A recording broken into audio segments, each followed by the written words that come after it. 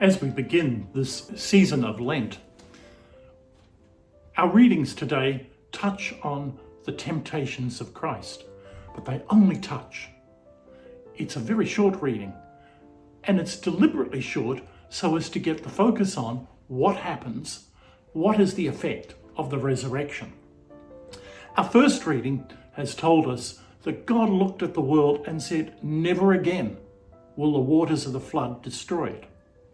And so begins the story that we know of salvation, a story in which Christ is immersed into this world. That immersion is coupled then with our own immersion.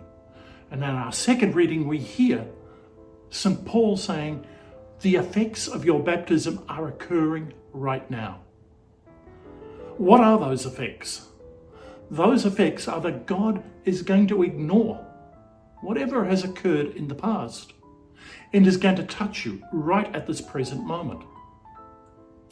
In the Northern Hemisphere, that all makes sense with the seasons of the year because it's dead winter, beginning to turn into spring. The ground is dead, the trees are barren. But no matter what's happened in the middle of winter, spring brings about new life. The same within the season of Lent for the church. The church wants you to understand whatever is there in the past, it can be forgiven. It is washed away by the effects of Christ.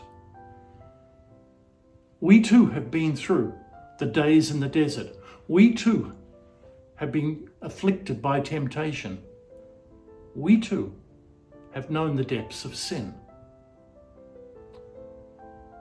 But once spring starts, we're to put all that behind us and to say, isn't it wonderful that God allows us to put on the new cloak of grace? This welcome into springtime.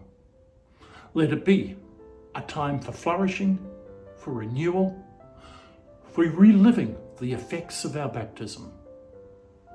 We rejoice in our springtime too.